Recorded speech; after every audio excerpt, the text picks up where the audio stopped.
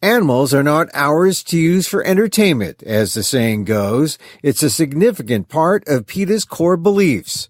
How well is the TV industry living up to that? PETA gives a grade and awards the best, not with Emmys, but Ellys. Did your favorite show win? Find out next on the PETA Podcast.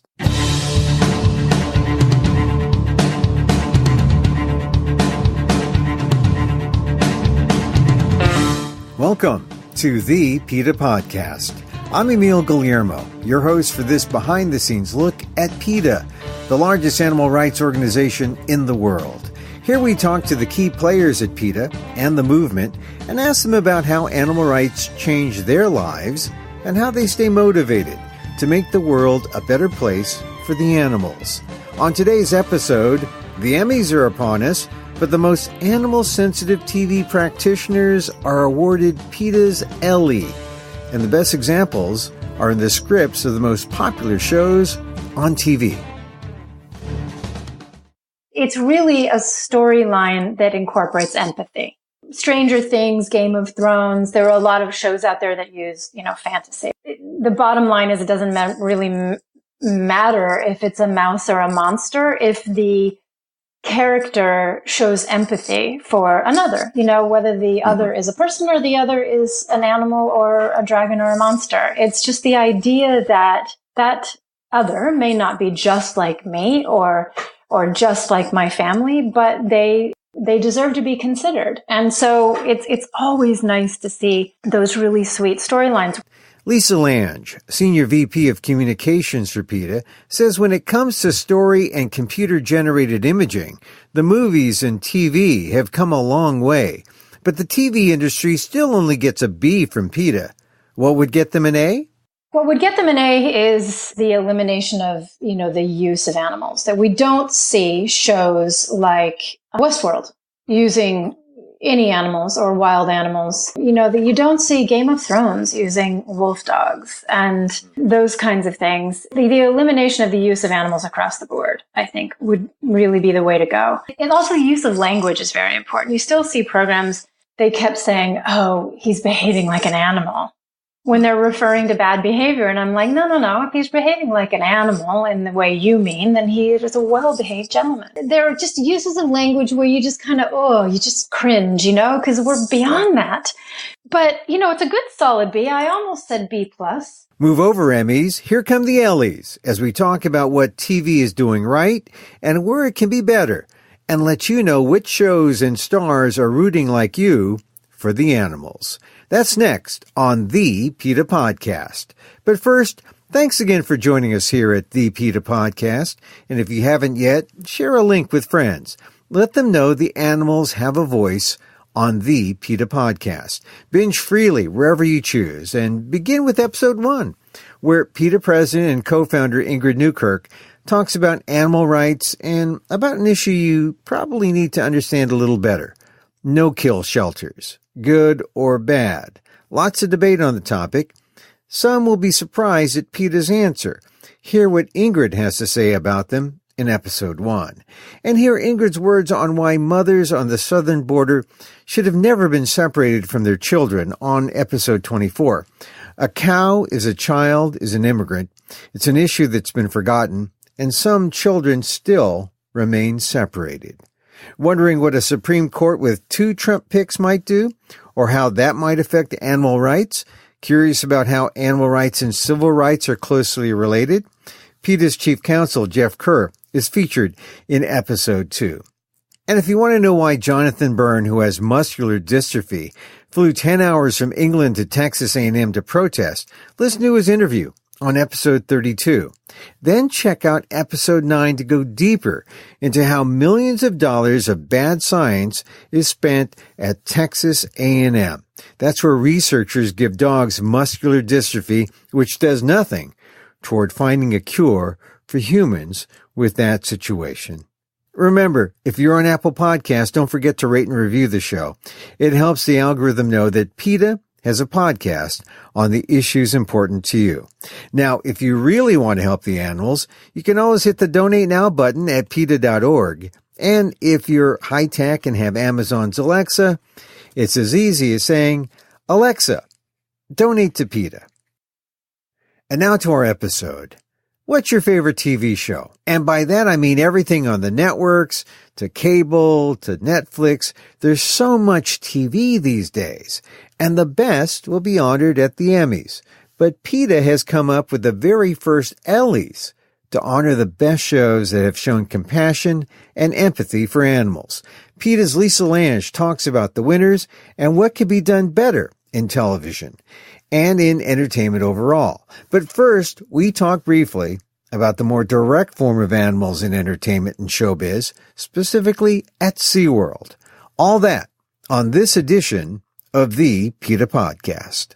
You know, the SeaWorld campaign is a big one with people. We're living in a time now where people are starting to wonder why we ever thought it was okay to capture orcas and dolphins and breed them in captivity and keep them in these minute tanks, because we know so much about them. You know, we know that they swim up to more than 100 miles a day, that they're deep divers, that they're way into family and social networking in the ocean, and they're denied all of that. And so I think people kind of can't get enough of that issue. SeaWorld is horrible, and I think the world agrees. And so, I mean, I think that's why that podcast was so popular. It's just a really important issue to people. And, you know, when it comes to entertainment, I mean, that's like the most direct form of entertainment exploitation, which is the capturing of an animal and then saying, you're the showbiz. And then people applaud when they do the thing. And I don't think people understand or realize just how they're complicit in it all when they buy a ticket to SeaWorld. So that awareness has come just from, you know, Blackfish and from PETA's activity. And the protests still go on, right? I mean, it's not over. Oh, yeah. No, until every animal is out of marine parks, specifically SeaWorld, we'll continue campaigning. I mean, you know, there was a big focus on orcas largely because of Blackfish. But dolphins, other dolphins, orcas are actually officially dolphins, but the bottlenose dolphins, for example, and Pacific white-sided and a few belugas and such, they have it every bit as bad. So we will continue to work this campaign until those animals are definitely no longer bred and are released to seaside sanctuary environments. Yeah. Well, I just had to mention SeaWorld because you are our number one podcast. When we talk about SeaWorld, they love to download that podcast. But for this podcast, we're talking about another form of entertainment, another enduring form of entertainment, the television. And you've come up with the Ellys. What are the Ellys? This is the first Ellys, right? It is. It's the inaugural Ellys, and we're doing it well-timed with the Emmys, upon which these awards are based.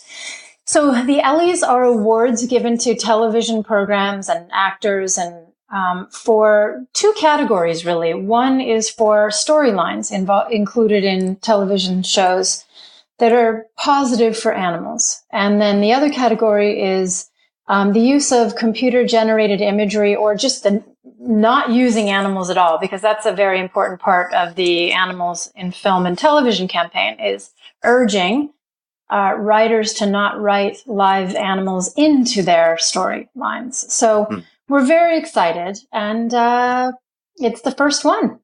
Yeah, and winners get this statute, and just like an Oscar and an Emmy are kind of iconic statuettes, I guess. Oscar people know the Oscar. What is I forget what the Emmy is. The Emmy is a figure, right? Someone holding up a ball. Is that it? Oh my gosh. Well, the Emmy, I'm not sure, but the Elly is a beautiful elephant holding a bouquet of roses in her trunk. And it is so gorgeous. The elephant looks free and happy, as all elephants should look. And it's a gorgeous thank you to people who've done well by animals in television. And symbolizing what? The highest ethics and the highest form of care, or how do you see it? Highest form of compassion? Yeah, I think so. It's the Ellys are kind of all over the place. We get to have a lot of fun with them because there are awards to give. So we Of have some course. fun categories. And we have some, there are just people on television who we love because they're wonderful people like Edie Falco and Craig Robinson. Mm-hmm. And so we just gave them awards because we love them. And their television programs had nothing to do with animals. Look, there's no shame in that. No shame at all in that. All right. So before we get to the winners. Yeah. The Ellys is also PETA's way to weigh in on the state of TV, right? And we see that movies are losing their luster somewhat and TV is rising, and because big screen and home entertainment and all that, there's more hours of TV, right? More content, more binging. What does that mean when it comes to animal issues? And specifically the two that you mentioned, the treatment of animals and the use of CG. Are we seeing more of it? That's a really good question. And the thing is, it's tricky because as television rises in popularity and binge watching series is a big thing.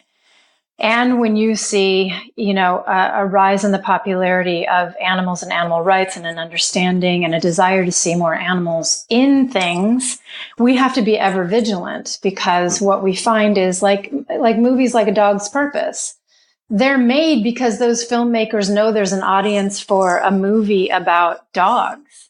And the unfortunate thing is real dogs were used and one real dog was put in a terrifying scene for that movie. So for us, what we try to do for television and movies is we try to keep an eye on all of the projects that are being made. And if it's apparent that an animal is going to be in it, then we contact that production right away.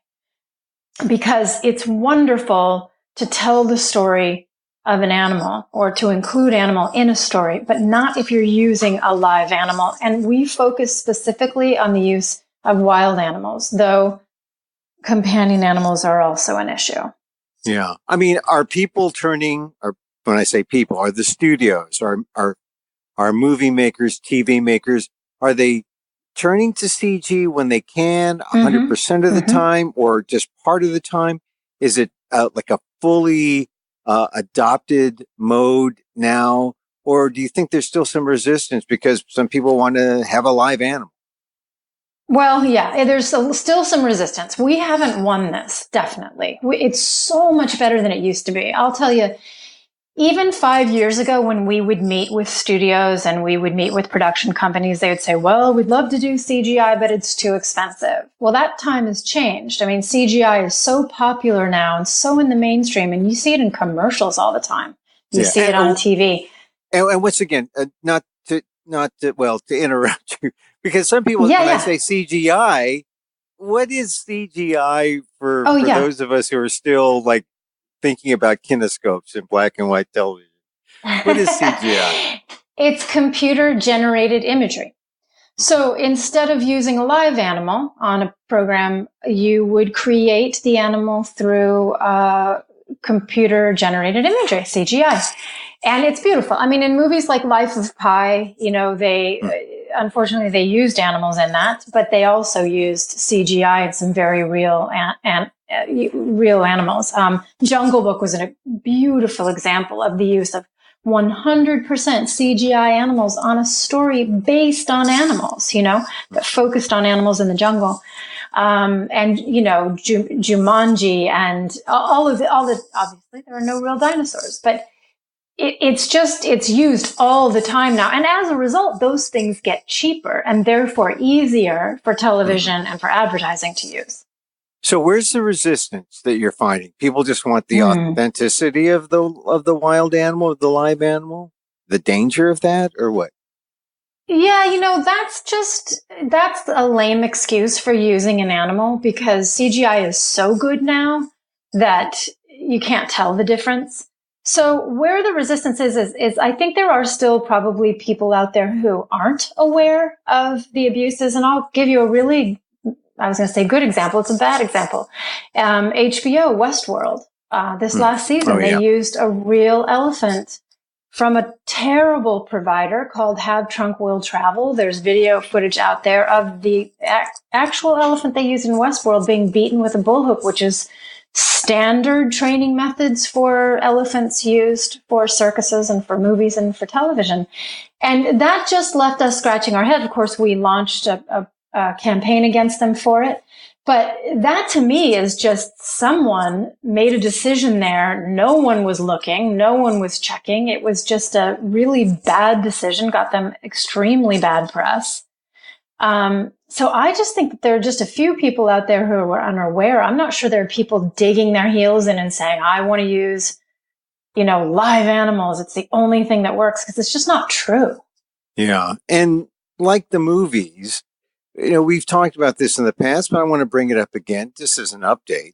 But AHA, American Humane Association, that's kind of the symbol that people use in the movies. That's been exposed as not being really very effective, but it's still kind of a standard. Or have things changed?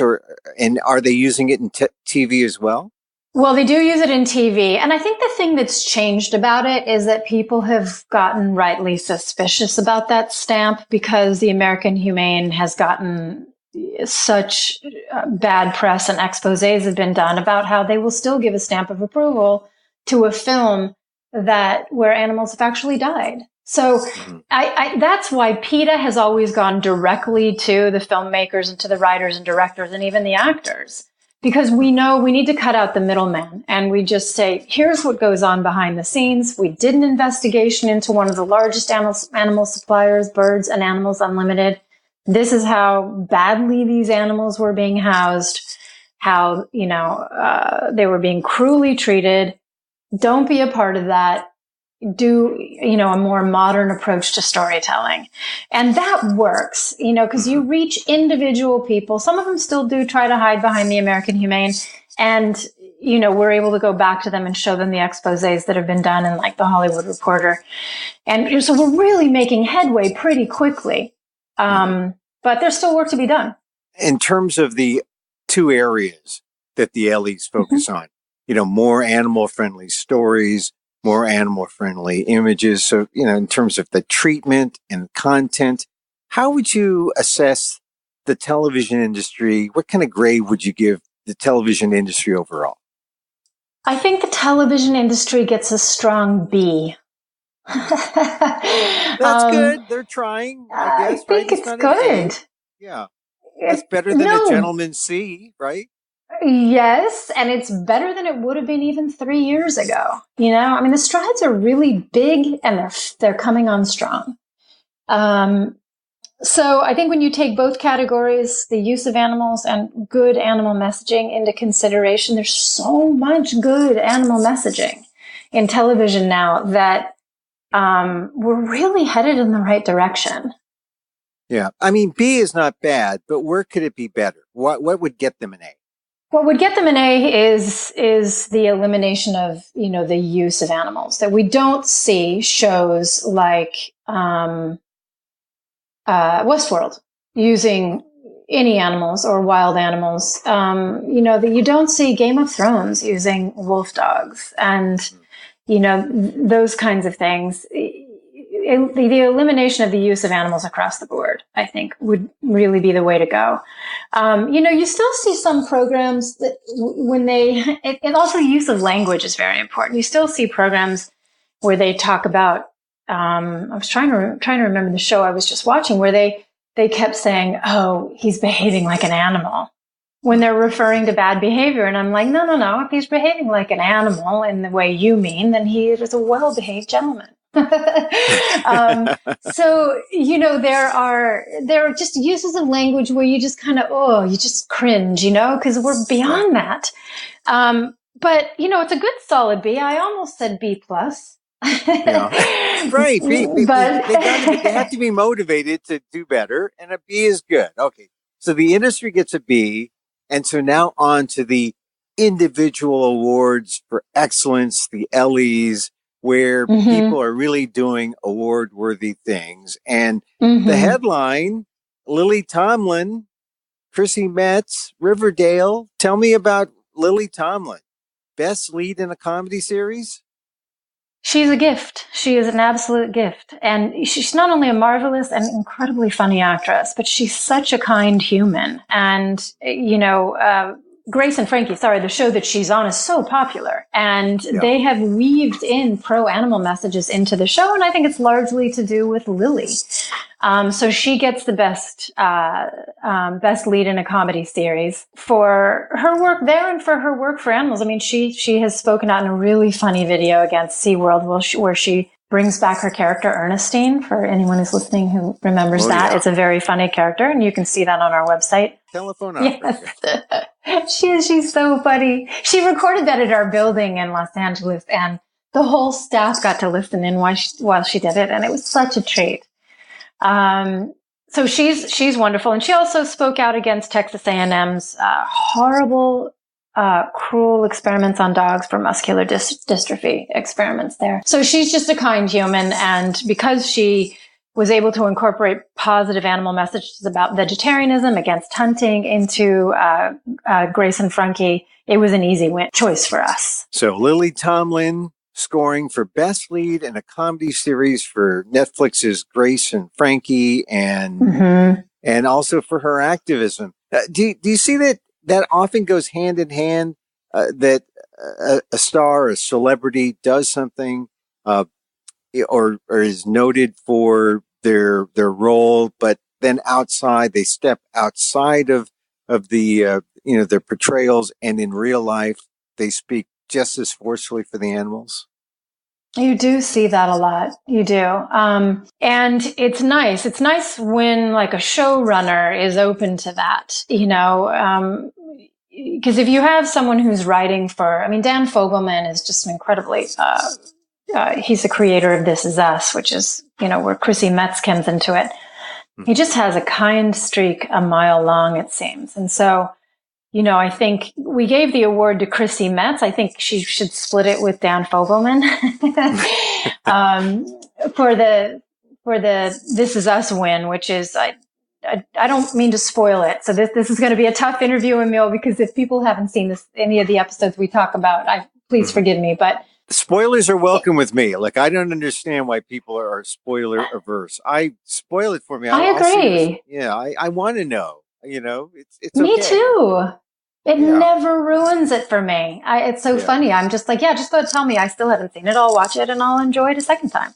But in this case, it's just it's the loveliest scene. And it's more than one scene, actually, where Chrissy Metz and her fiance, Toby, adopt this gorgeous mutt from the shelter in This Is Us. And it's such a strong statement about adopting and not buying animals from breeders.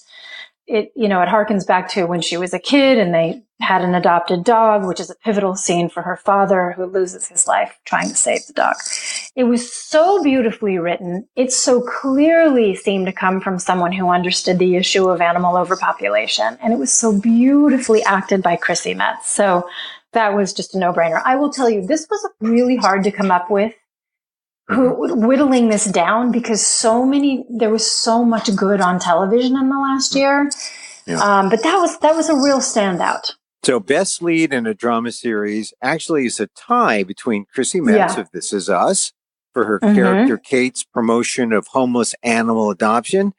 And the tie is with Gaten Matarazzo from Stranger Things. Hugely popular show. And this kid is so uber talented. And what's more, he is in real life a vegetarian. So he's a kind-hearted young guy. And again, in this show that is so wildly popular with young people, where we need the message the most, Gaten's character cares for Dart, the Demogorgon, who, as a thank you, he hides him away so he's not caught. And as a thank you, the Demogorgon doesn't kill him, which is always nice. We even support fake the care of fake animals or fake creatures. And we love the dragons on Game of Thrones. I mean, they represent, it's really a storyline that incorporates empathy.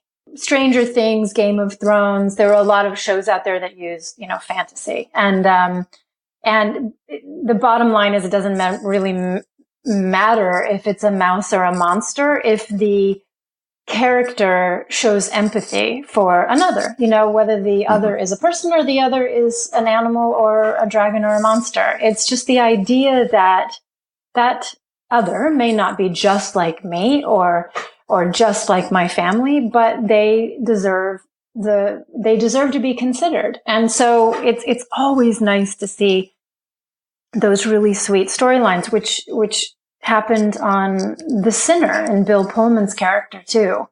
Right. And he's the winner of Best Lead in a Limited Series.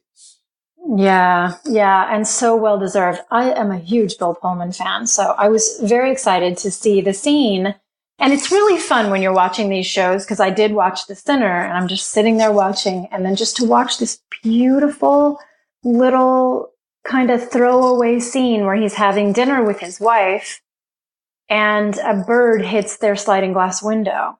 And he gets up from dinner and he holds the bird so gently, and I think he says, come back, and opens the door, and the bird flies off. And it's so sweet. And in an otherwise really dark series. So, right. Yeah, I don't know. They're just these little gems. Right. These are just moments. I mean, it's a moment that says something about the character to the audience, but they're important moments that may not be germane to they're important, but they may not be like the overarching theme of the series, but it says something about the character enough that, it's worthy of note and deserving of an Elly. So Bill Pullman, Best Lead in the Limited Series for The Sinner. Well, that's good. So, all right. So the next one, Best Accidentally Vegan Message. Now, what is that? I love this one. Yes, I love this one because anyone who watches The Handmaid's Tale and who cares about animals can see the absolute direct correlation between what you see happening to women there, how they're being, they're imprisoned, they're purposefully impregnated, and then their babies are taken away from them. In what is an incredibly heartbreaking and beautifully poignant series, it's what happens to animals in the dairy industry. Every single time a mother cow is bred, she's put on a rape rack and she's artificially inseminated. She's kept alive until she has her baby. And within a few short days, the baby, if male, is taken away and put into a very tight veal crate. And the females are taken away and put back in the system and impregnated over and over again. And it is a horrifying system. It is heartbreaking for the mothers every single time. And so, for that reason, we called it the Best Accidentally Vegan Message. We just don't know if they meant to make it, but I will tell you that Margaret Atwood is a very sympathetic person when it comes to animals. So I wouldn't be at all surprised if she knew what she was doing. And do you think that it has an impact on people? Do you think when people see The Handmaid's Tale, when they're watching on their big screen TVs or on their phones, do you think it then translates when they go to the supermarket or go to a restaurant? Do you think it hits them? I hope so. But that's what we're here for. PETA, we've done some Handmaid's Tale themed protests against dairy through the last 2 seasons of the show to make sure that people are making the connection. And we named it and are giving it an Elly for that reason too, because I think maybe it's not always immediately apparent to people. So I think we have to kind of nudge in the right direction. All right. So Handmaid's Tale, Best Accidentally Vegan Message. And now the next one is really emblematic of really the state of the industry. It's a computer-generated graphics award, Best CGI. And who gets that one? Yeah, that's a tie. It's for a series of unfortunate events and The Walking Dead. And they both, which is really fantastic, they both used CGI for big cats and lions in the case of a series of unfortunate events, and a tiger, which was a very popular character on The Walking Dead. And again, we touched on it, but it's proof that for television, you can afford CGI. There's no excuse to use big cats or other wild animals. And these two series are very well deserving of the Elly as a result. Now, I noticed that these series are basically, they're cable series, and and one is a premium, a series of unfortunate events. I think The Walking Dead is just basic cable, but what about the networks? Are the networks coming along? This Is Us, Chrissy Metz, that's a network show, but are the networks coming along, or are they far behind here? They are coming along. I'm trying to think of, let's see, Riverdale, right? Isn't Riverdale, yeah, CW. Riverdale is a good one. And also The Orville, right, is Fox. Right. Oh, yeah. And that's a really good one. I mean, who doesn't love Seth MacFarlane? Yeah. So, so the networks are good. Yeah. It's just, there's so much new television on Netflix, Hulu, Amazon, and then the Prime cable television stations as well. So there's just so much TV to watch. Right. All right. So you mentioned The Orville, and that has won. What is the award it has? They won the Best Captivity Sucks moment. The Best Captivity Sucks. Why does captivity suck, Lisa? Oh, gosh. Yeah, well, it sucks because it's not where animals belong. And they made this really great statement, the main characters. Seth's character, Captain Ed Mercer, and his first officer, Kelly Grayson, are captured. And Grayson makes the accurate observation, and the quote is, "There was a time when humans imprisoned animals for entertainment. It wasn't intended to be cruel. We just felt as the higher species, we had the right." And that is true. I mean, that's ending. I think we now know we don't have the right. We're seeing zoos back away from chaining elephants and using bull hooks, and backing away from breeding more animals. We're seeing, Ringling Brothers going out of business, that kind of thing. But Seth MacFarlane is a very sympathetic person on animal issues, and especially when it comes to captivity. So we weren't at all surprised, but we were nonetheless thrilled to see this anti-captivity message in the wildly popular The Orville.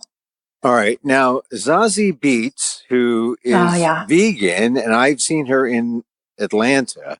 Well, and she's also in Deadpool, right? Yes. Deadpool, and she's got a ton of projects coming out too. So she's hot, but she has won an Elly. What is her Elly? Her Elly is for the Who We Can't Get Enough of award. And this is she's just the best. I mean, we love Zazie. She's wonderful on social media. She makes some terrific statements about being vegan and why it's important. She said, for example, I've realized that the body, the world, and our mind are all one thing. I've begun feeling that my responsibility is to the earth. Our generation's war is climate change. So I've really been modifying how I eat and what I eat. Agriculture is one of the biggest causes of greenhouse gases in the atmosphere. And then she practices what she preaches. So she's vegan, she's wonderful, and we just love her. So, of course, Atlanta is just a stunningly wonderful series. So it is. Yeah. I just started watching it with the second season, binged on the first, and it is just, Donald Glover, man. Yeah. My gosh. It's just a tremendous talent. But Zazie comes. Yeah. And also who can forget Paperboy? I mean, Paperboy's a favorite character of mine too. Anyway, I like Atlanta. Yeah. Zazie Beetz, who we can't get enough of. We can't get enough of Atlanta, really, also. All right, now you love this next show. It won Most Animal-Friendly Ensemble. It's Riverdale. And it's just so fun when we see a series where that almost every character on the series has sympathies towards animals in some ways. I mean, Madeline Petch is one of the biggest on the show, and she did a vegan ad for our youth division, PETA 2. And then, the rest of them, from Cole Sprouse, Lily Reinhart, KJ Appa, Luke Perry, they're constantly posting pro-animal messages on their social media. And Charles Melton, one of the swoon-worthy characters on that show, is going to be starring in a yet-to-be-released ad, which I can't give any details on right now. But it'll be coming out in the next couple of months. And so this was just really fun. It's always fun to tune into a show and know that the actors, some of the favorite actors, are quite wonderful when it comes to animals. Well, I admit a soft spot for Riverdale, but only because I like the Archie comics so much. I don't know, real life Archie, real life Jughead, real life Betty and Veronica. It's okay, but I still am married to those images that I remember seeing in my youth. But still, I'm glad that Riverdale is such an animal friendly ensemble and worthy of Elly. So we have a few more awards. I mean, the full list of awards will be at PETA.org, but I wanted to mention, Best Comedy Special went to who? Oh, the Best Comedy Special went to the wonderful Ricky Gervais for his show Humanity. And if you haven't seen it, you must. He's so funny. And he, the show isn't about animals, but he incorporates animal rights into it in a few spots. And it's just amazing because here's this very funny, very irreverent comedian, and animal rights just hits him to the marrow of his bones. It hits him at the core. He is all heart when it comes to animals. So you see it in his eyes, and you see, his delivery when he talks about animals and how much it means to him. It's not funny to him, And so the award goes to him. He's just a kind person. I mean, not if you're at the target or the end of the target of his jokes at the Golden Globes, I guess. But if you're an animal, he loves the animal. He loves just the Hollywood execs. That crazy. But they keep bringing him back. That's right. He's so funny, So I think I think most of Hollywood knows they have to have a bit of a thick skin, and he's just reminding people that none of us can get too precious. And he's, and he's among them. He's got thick skin. He's just the best. So Ricky Gervais, Best Comedy Special. Now you also award for Best Variety Sketch. That went to Saturday Night Live for their Diner Lobster sketch. And everything they do is really tongue in cheek, but this really had a really strong boiling lobsters alive message. It's just insane that we still even do that. But it was a fun sketch. And so we are giving them an award for it. And people don't realize, it's one of those things where if you see it played out in a comic way, maybe it begins to sink in. Maybe people begin to understand, maybe we shouldn't, put lobsters in a pot and eat them. I remember as a kid, my father worked in restaurants and he'd bring home lobsters as a treat, and we wouldn't want to eat them. We'd put them in the bathtub and try to keep them as our pets. And of course, when dinner time came, I think I was like 5 or 6 at the time. We had to put him for dinner, and it was crushing. And I still remember those days. We had the lobsters in the bathtub until dinner time, and then it was curtains. And that's really tough.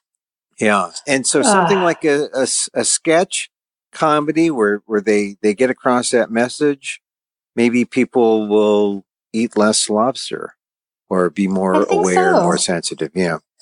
So it all helps.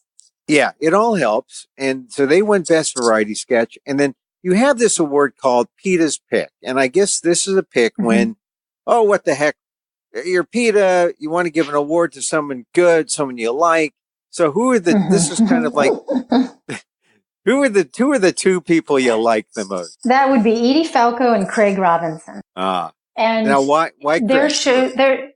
Well, Craig, he's just a beautiful human, and he's vegan now, and he talks a lot about it on social media. He helped us crown Los Angeles as the most vegan-friendly city when we held a news conference at Moby's restaurant Little Pine.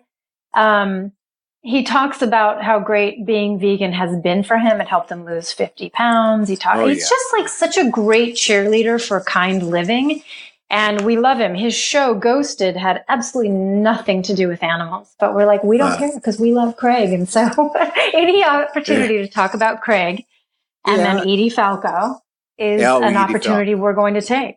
Oh, yeah. She's, the Menendez murders were the series that she was seen on this year. Right. And it had nothing to do with animals. Well, I mean, human. Yes, species, yes. I mean, exactly. But she's just, she's 100% animal rights. She's vegan. She's helped us with some really tough issues, testing on animals in the military. She's helped us with that. She has talked to members of Congress on behalf of these animals who are shot and stabbed and killed in some really archaic military testing programs that we're bringing to an end, in part because of her help. She's spoken out against horse-drawn carriages in New York, against the circus. She, of course, is fur-free. Anyway, she's a fabulous human, and we wanted to be able to talk about Edie, so we gave her an award. and people love Edie Falco, and I love Craig Robinson, Hot Tub Time Machine. He's funny. Yes. Funny guy. He's hilarious. Hilarious. So, all right. So PETA's pick goes to a tie, Craig Robinson and Edie Falco. And people can get the full list of winners at PETA.org. And these are the first Ellys. And what do you think after the first year? What is your assessment about the Ellys in general after this first year? Well, we're really excited, for the next year and onward, because, when we had to have a cutoff. And so we're already starting to see television programs we want to give awards to for next year. The same is true with the OSCAT. So we're just very excited because, we have to do a lot of protesting because there's a lot of animal abuse out there. And we're very outspoken. As you know, PETA is an activist organization. We're opposed to cruelty wherever it occurs, in entertainment, in laboratories, on factory farms, and in slaughterhouses, and so on. And so it's really nice for us to be able to give awards to people who are doing it right. And that's what the Ellys are all about. That's what the OSCATs are all about. And we're really excited to present these. And so next year, maybe the television industry will get more than a B, which is sort of your personal grade in this podcast to the industry? Yes, I have good feelings. If the OSCATs are any indication, the folks who won those were very excited to know that they had. And I think that, there's a carrot and stick approach, and we love it when we can give a carrot from time to time. Yeah. Any, I guess, they'll be sent a nice little package of the Elly. Are you going to have a little award ceremony or anything at the PETA LA or anything like that? They're all going to be sent the award, but everyone will have the opportunity to come and pick it up and meet our staff and get it in, in front of the staff that loves them. And so that'll be up to them. The thing of it is they're all so busy, and most of them are working on either the next season or another project. So we're realistic about it, but we'll be sending them their beautiful statues, and they all get letters from us letting them know. And we hope it gets a lot of really good attention because they deserve it. All right. Lisa, thank you for being on the PETA Podcast. Thanks for having me, Emil.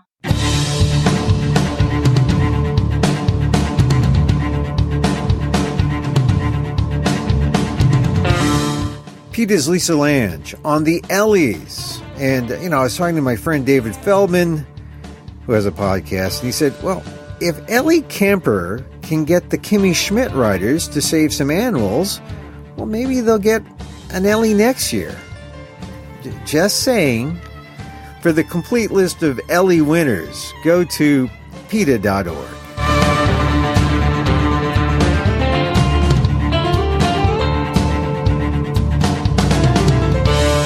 You can contact us at PETA.org. Find me on Twitter at Emil Amok, that's EMILAMOK, or on AMOK.com.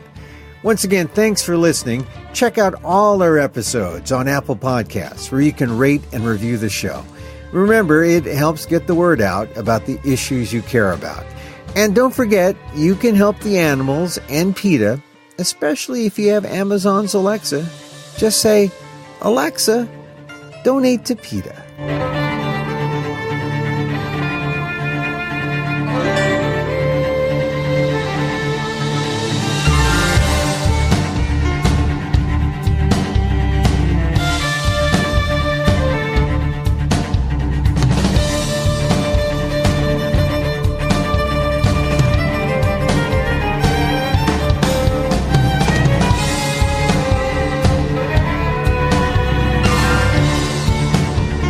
Our music is provided by Carbonworks. Check them out on YouTube. Join us again next time for more insight into animal rights and the fight for a cruelty-free world on the PETA Podcast. Thanks for listening. I'm Emil Guillermo.